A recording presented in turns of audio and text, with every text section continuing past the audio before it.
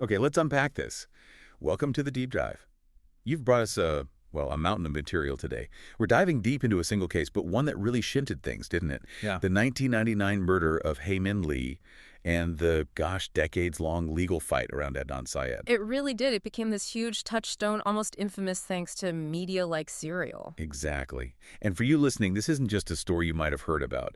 It's like a living example of everything complex and sometimes frustrating about the justice system.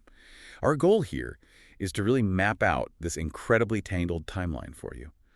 From the arrest, the conviction, all the way through the appeals, the media storm, new evidence. Right. And those reversals. Oh, the reversals. Yeah. And at the final outcome, which is still debated, we want you to understand not just what happened, but the big legal questions it raises.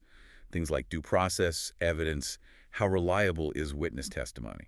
hmm And what's truly fascinating, I think, is how this one case, this single tragedy, became this lens through which we examine potential flaws in the whole system. We're talking ineffective lawyers, which we'll definitely get into. Oh, yeah. The whole mess with evolving tech like cell towers and that constant tension, Yeah. between critical thinking and these really powerful emotional narratives that swirl around a case like this. So let's ground ourselves first. The victim, Hae Min Lee, a bright high school student, Korean-American, and athlete, born 1980. She disappeared January 13th, 1999, in Baltimore County. And the first big red flag, the thing that made everyone immediately know something was seriously wrong, was that she didn't pick up her little cousin from daycare. Right. Total out of character for her, apparently. Very responsible. Exactly. Her body was then found, tragically, about a month later, February 9th, 1999, in Leakin Park in Baltimore. Grim discovery. And the autopsy confirmed she'd been manually strangled. Now, the investigation quickly focuses on two people who are going to be central to this whole story. Yeah. First, Adnan Syed, Hae's ex-boyfriend.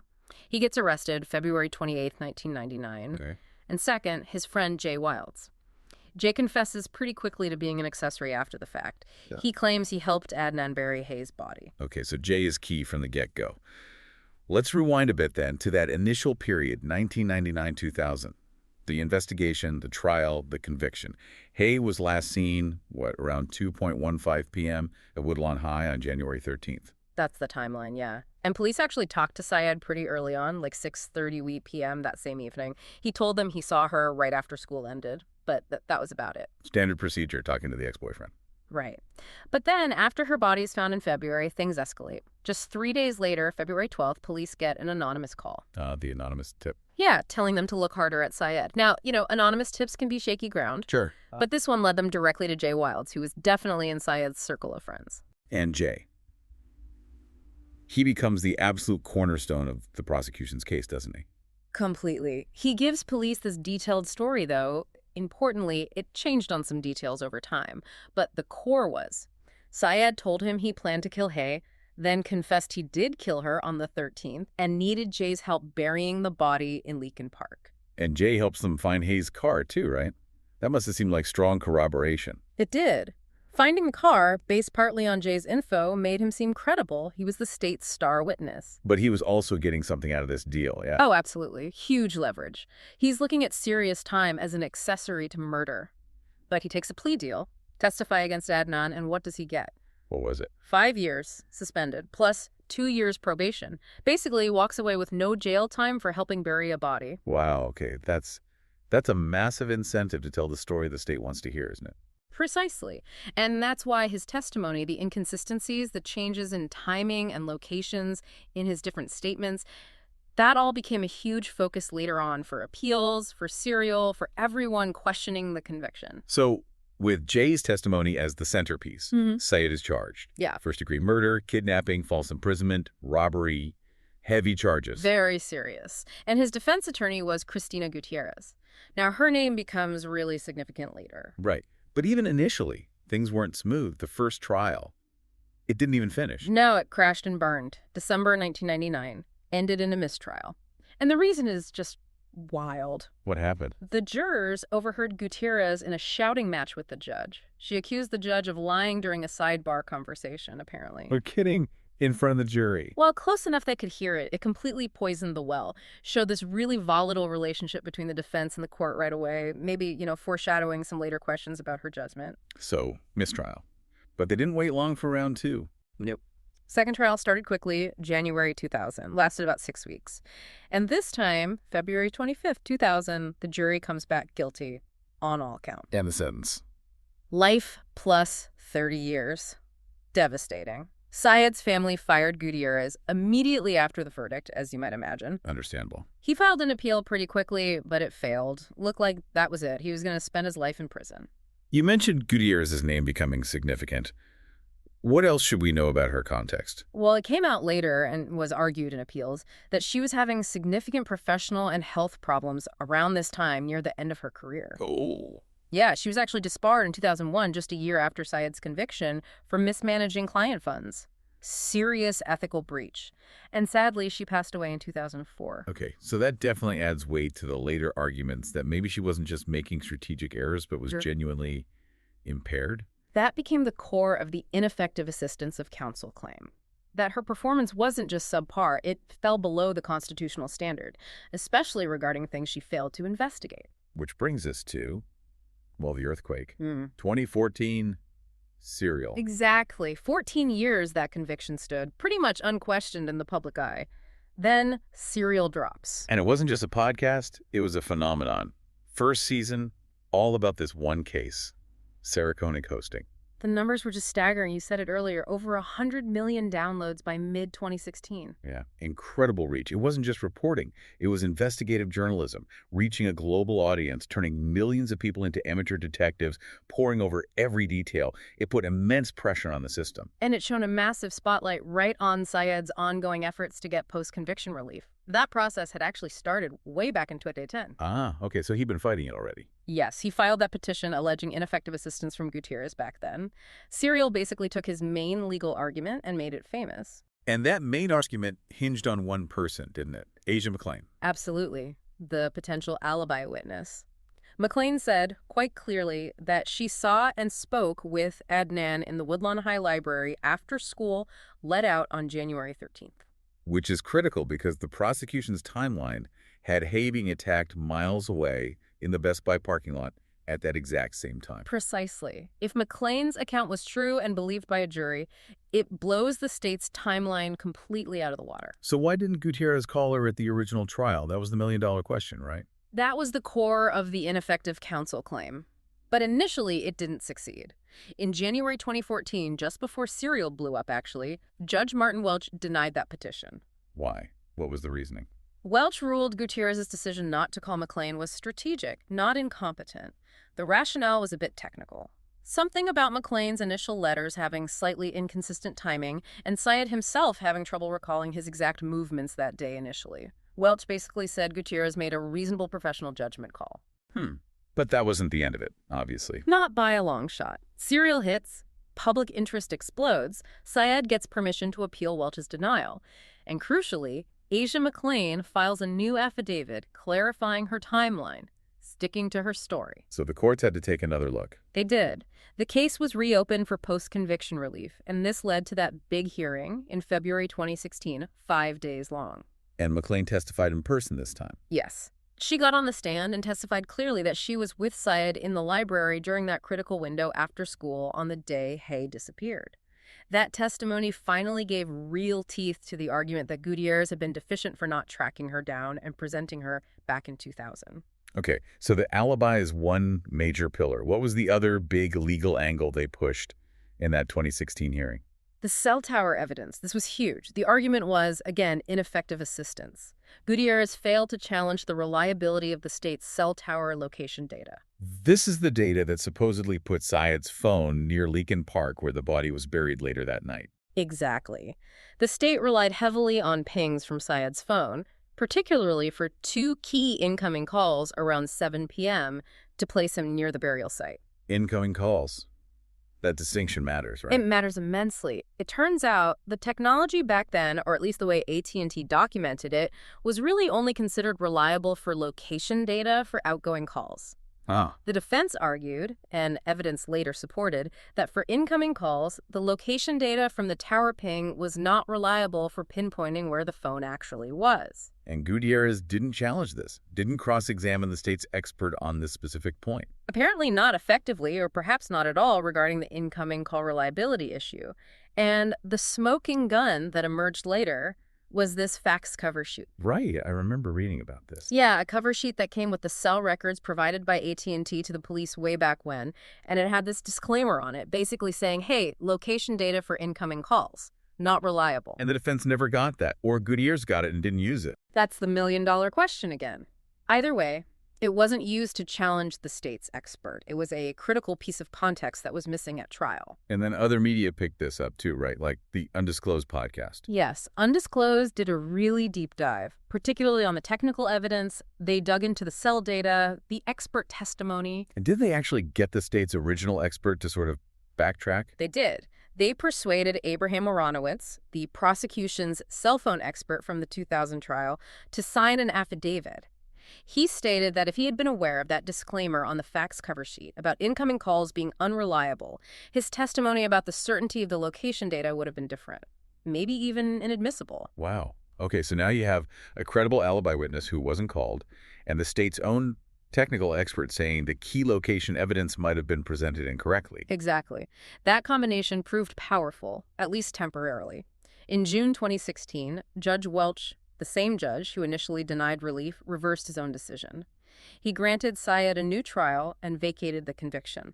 And the reason he gave. Specifically cited Gutierrez's failure to cross-examine the cell tower expert about the reliability issue. That was the hook he hung the decision on. A huge victory for Syed. Yeah. But temporary, as you said. Yeah. State appealed. Immediately. They argued Welch got it wrong, that Gutierrez had been effective enough, and that even with McLean or the cell tower questions, the overall evidence was still strong enough. And that kicks off this dizzying legal seesaw phase from 2018 to 2022. Right, back and forth through the Maryland courts. So what happened next? Well, first, in March 2018, the Maryland Court of Special Appeals, that's the Intermediate Appellate Court, actually agreed with Judge Welch. They upheld the decision, granting a new trial. Okay, so far so good for Syed. And their reasoning specifically mentioned the failure to contact Asia McLean. They said that failure alone could have raised a reasonable doubt in the mind of at least one juror. Remember, you only need one juror to hang a verdict. Makes sense. So new trial seemed locked in. You'd think so. But the state wasn't done. They appealed again, this time to Maryland's highest court at the time, the Court of Appeals. Yeah. And in March 2019, they reversed. In a really close 4-3 split decision, they denied the new trial and reinstated Syed's conviction. Wow. 4-3. That's tight. What was their logic? It was kind of a two-punch combo against Syed. First, regarding the alibi witness, Asia McLean, they actually agreed that Gutierrez's failure to investigate her was deficient performance. That's the first part of the test for ineffective counsel. Okay. But they said it didn't meet the second part, prejudice. They ruled there wasn't a significant or substantial possibility that McLean's testimony would have changed the jury's verdict back in 2000. How did they figure that? She seemed like a solid alibi. They basically argued that even with McLean putting Syed at the library, the rest of the state's case, mainly Jay Wild's testimony and the now questionable cell data, was still so overwhelming that the jury likely would have convicted him anyway. It shows how high that prejudice bar is on appeal. Okay, so they minimized McLean's potential impact. What was the second punch? The cell tower evidence. They slammed the door on that issue entirely. They ruled that Syed had waived his right to argue about the cell tower evidence reliability. Waived. How? Because, they said, he hadn't raised that specific argument clearly enough in his original post-conviction petition back in 2010. Procedural grounds. Basically, you didn't bring this up properly the first time, so you can't bring it up now. Ouch. So even though Judge Welch had granted the new trial based on that very evidence, Didn't matter to the high court majority. They said the issue was procedurally barred. that seems incredibly technical and harsh. Appellate law often is. So that was pretty much it. The conviction was back.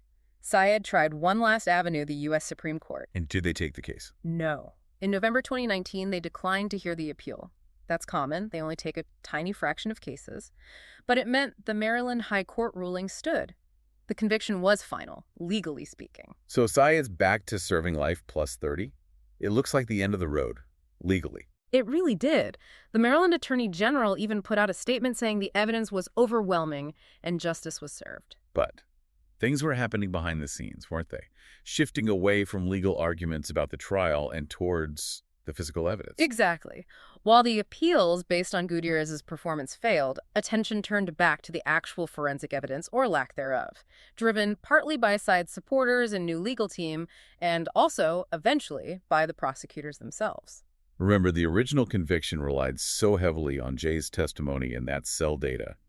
There wasn't much, if any, physical evidence directly linking Syed to the crime scene or the victim, right? Yeah, very little. And it started to emerge that some limited DNA testing had been done previously around mid-2018 by the state. Yeah. And Adnan Syed's DNA did not match anything found on the items tested, than mostly, I believe, fingernail clippings from Hae Min Lee. Okay, not finding his DNA doesn't automatically mean innocence, but not finding it certainly doesn't help the state's original case. Right. It adds to the doubt. It showed there was no forensic confirmation tying him directly. And this led to a really significant development in 2022. What was that? In March 2022, something unusual happened. The prosecutors and Syed's defense attorney jointly filed a motion together, Asking for what? asking the court to order new, much more comprehensive DNA testing, using modern techniques like touch DNA analysis, which weren't available back in 1999. On what items? Key items that, incredibly, had never been tested for DNA before: Hae's clothing, her shoes, swabs from the rape kit. Never tested after all this time. Apparently not for DNA in this comprehensive way. The joint motion highlighted this gap. A city judge agreed and ordered the testing. The evidence was sent off to a specialized lab in California.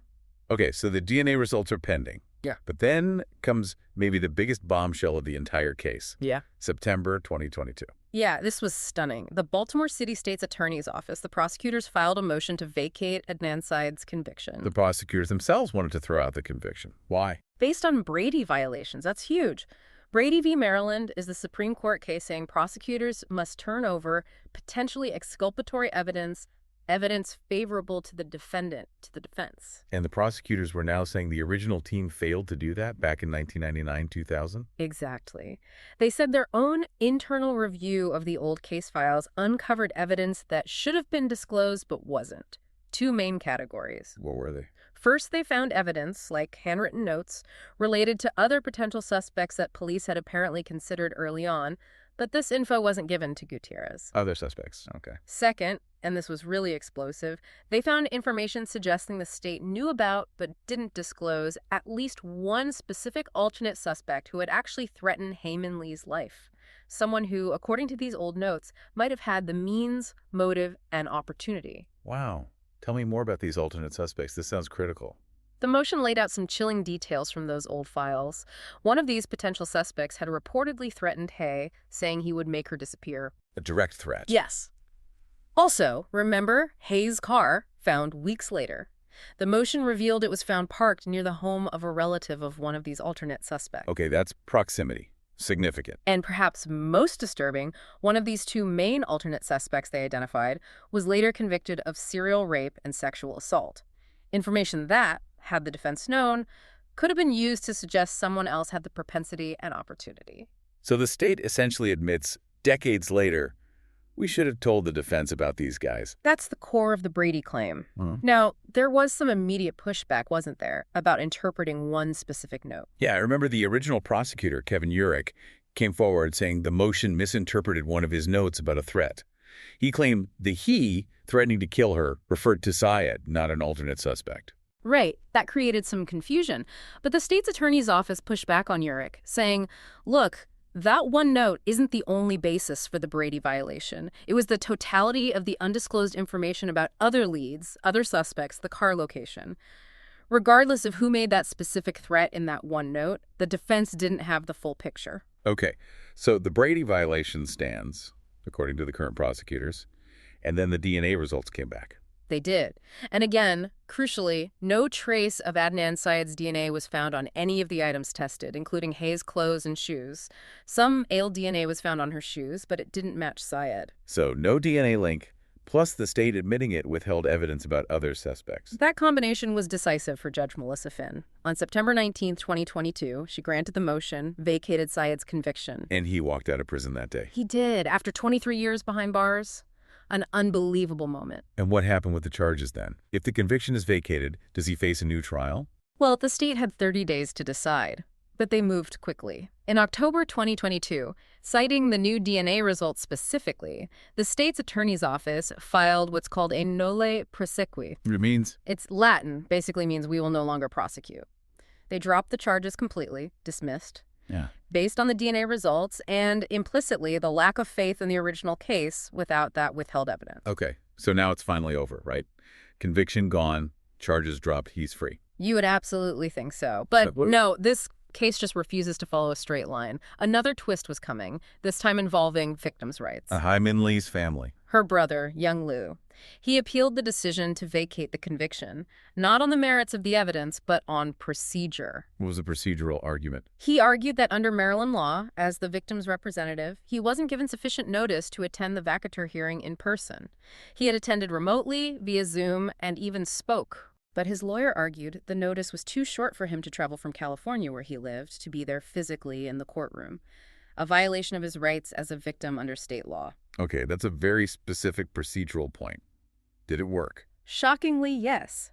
In March 2023, the Appellate Court of Maryland, the same intermediate court that had previously upheld the new trial, ruled 2-1 in favor of Young Lee. They reinstated Adnan Syed's conviction. Wait, reinstated the conviction, based only on the victim not getting enough notice to attend in person, even though the charges had already been dropped. Exactly.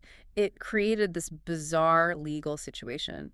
The court agreed Lee's rights were violated because he didn't get adequate notice to attend in person, even though he attended and spoke remotely. So they threw out the vacatur order itself. What does that even mean? The charges were dropped. Nolle prosequi. Yeah. Can you reinstate a conviction for charges that don't exist anymore? That's the legal paradox it created. The appellate court didn't really address the nolle prosequi. They just said the order vacating the conviction was invalid due to the procedural error with notice.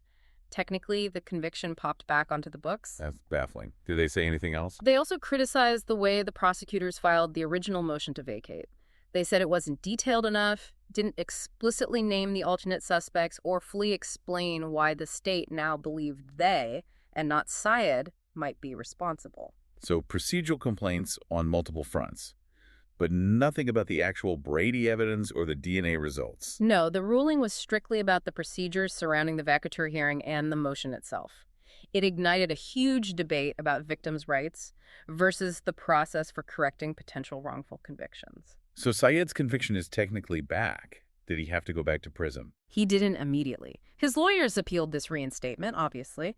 The case went back up to Maryland's new highest court, the Supreme Court of Maryland. They restructured the courts. They put a temporary hold on the reinstatement while they considered the appeal, so Syed remained free. This is unbelievable. Keep going. What happened at the Supreme Court? More drama. August 2024. Another split decision. 4-3 again. The Maryland Supreme Court upheld the reinstatement of Syed's conviction. They agreed with the lower appellate court. They agreed the vacatur hearing needed to be redone with proper notice to Young Lee to fully address the merits of why the conviction should be vacated. Essentially, they said, you have to do the hearing over correctly this time. But crucially, they also ruled Syed should remain free while this redo happened. So, conviction reinstated again, but he stays out of prison pending a new hearing. Legal limbo continues. Precisely. And everyone's bracing for this new hearing. But then another pivot. February 2025. What now? The Baltimore State's attorney, Ivan Bates, who had inherited the case, made a strategic move. He announced his office was withdrawing the original motion to vacate Syed's conviction altogether, Giving up on vacating it. Why?